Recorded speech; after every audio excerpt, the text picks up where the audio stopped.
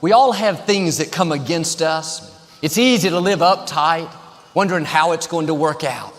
What if the medical report isn't good? What if my finances don't get better? What if my child doesn't get accepted in that school? We tried to figure it out. We've done our best, but we don't see anything changing.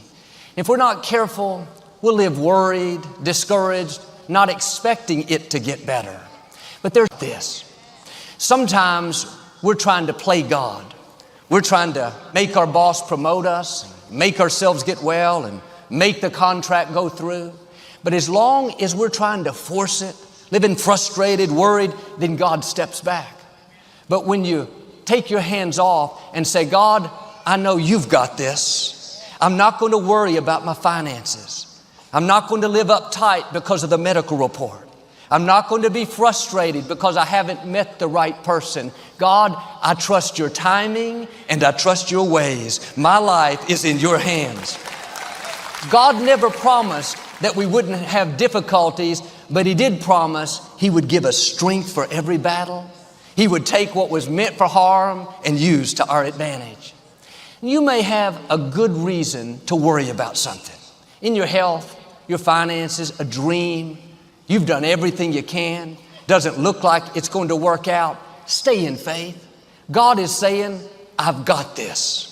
I'm working behind the scenes. I'm in the process of turning it around. It's just a matter of time before you see things change in your favor. Now, live out of a place of peace, a place of trust. It may not happen the way you thought, but God's ways are better than our ways. God knows what's best for you. He's got this. In the scripture, a young man named Daniel worked for King Darius. The king loved Daniel. Daniel was so good at what he did, the king was going to put Daniel in charge of his whole empire. But when the other leaders heard this, they were jealous. They came up with a plan to get rid of Daniel.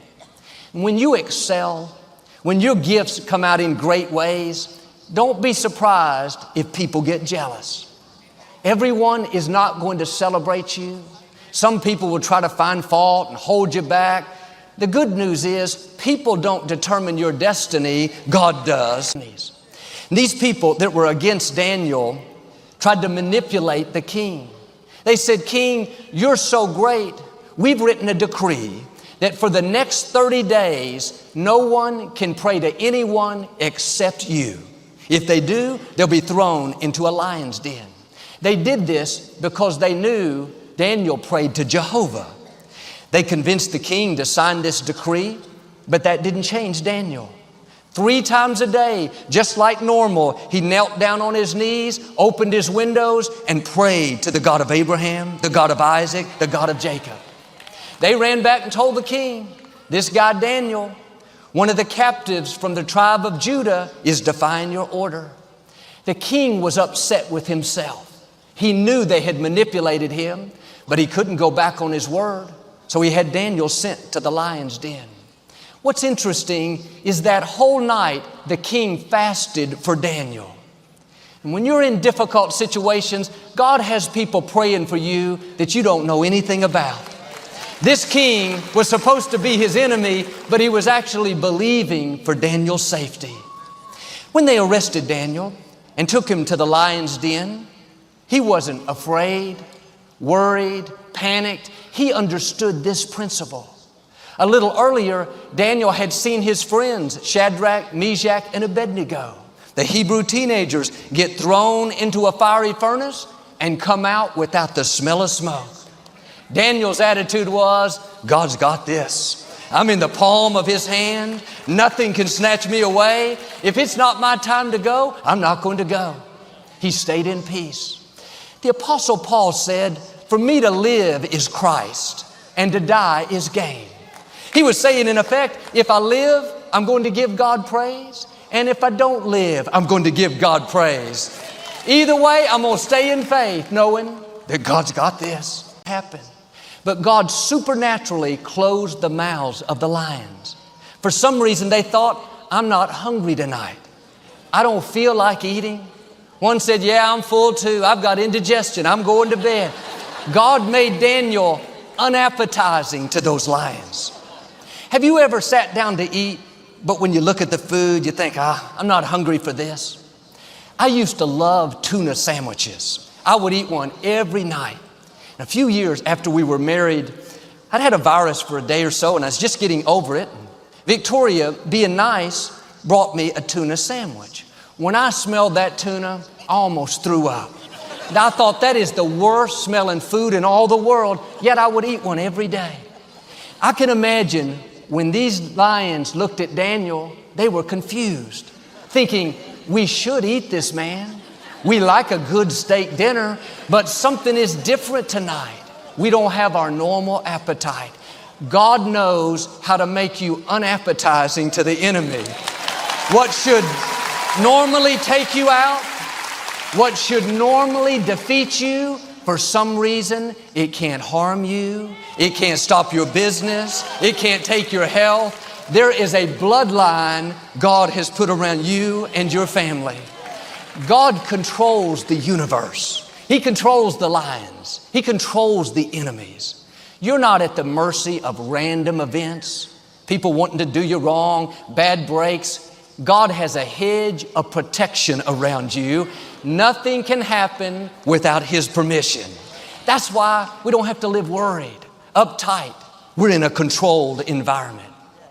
When the Hebrew teenagers were about to be thrown into the fiery furnace because they wouldn't bow down to the king's golden idol, they said, we know our God will deliver us, but even if He doesn't, we're still not going to bow down. They weren't panicked. They weren't upset, bitter. They knew they were in a controlled environment. They were saying like Paul, if we live, we're going to give God praise. If we don't live, we're going to go to heaven and still give God praise. They stayed in faith, knowing that God has the final say. And yes, at some point we're all going to die, but I've made up my mind, I'm going to die in faith. Daniel, instead of worrying, he found a nice, soft piece of grass, laid down, fell asleep. Early the next morning, the king came running out to the lion's den to see what happened. The scripture says he called out in anguish, Daniel, servant of the living God, was the God you constantly worship able to save you? Notice how he addressed Daniel. Daniel was in there because he was worshiping a different God. Yet the king called him Daniel, son of the living God. Even the king knew something was different about Daniel. When he saw Daniel come walking toward him, unharmed, passing the lions, the king couldn't believe it. He was overjoyed. Verse 23 says, not a scratch was found on Daniel because he trusted in his God. Amazing things happen when you stay in faith and trust God. God not only protected Daniel, but the king ordered the men that conspired against Daniel to be arrested and thrown into the same lion's den. But they didn't have the same outcome. Before they hit the ground, the hungry lions tore them apart. The king issued a new decree. It said, from now on, everyone in my kingdom should worship the God of Daniel. He rescues his people. He's the living God. But here's the key. God doesn't deliver us from every difficulty. Most of the time, He takes us through the difficulty. Daniel's faith didn't keep him out of the lion's den, but his faith did make him lion-proof. That's what brought him out of the lion's den. But if Daniel, if those teenagers had been worried, panicked, negative, maybe there would have been a different outcome. Maybe we wouldn't be talking about them today. I'm asking you to quit worrying about